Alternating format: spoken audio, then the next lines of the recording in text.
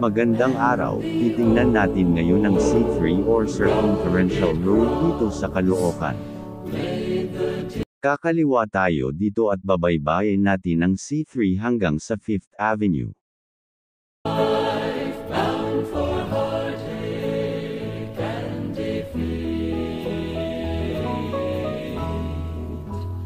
Kitang-kita natin ang Harbor Link sa taas na nagbibigay ng comfort sa mga commuters.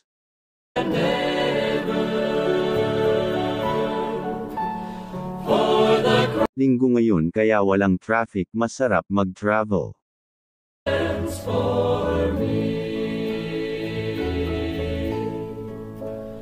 Itong Harbor Link ay malaking tulong sa mga trucks. Hindi na sila mahihirapan dahil sa taas na sila dadaan, patungo sa NLEX or SLEX. This NLEX-SLEX connector is designed for heavy trucks, kaya pag na-complete na ito ay dito na dadaan ang mga trucks mula sa pier sa Manila.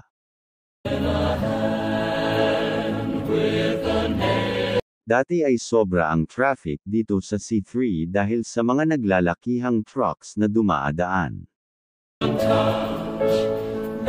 Ngayon ay mararamdaman mo na ang ginhawa sa pag-travel dito sa C3 Caloocan dahil karamihan ay sa taas na dumadaan.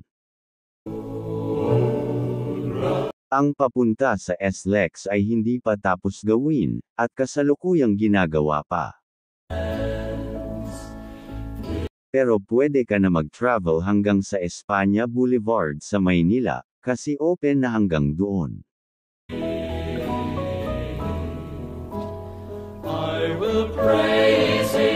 Dito sa part na ito naghihiwalay ang papunta sa NLEX at papunta sa SLEX.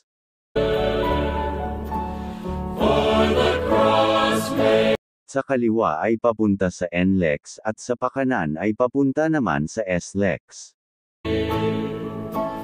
Oh, the cross made the difference for me. Yang mataas na flyover ay papunta sa Road 10 sa Navotas at papunta rin sa pier sa Maynila.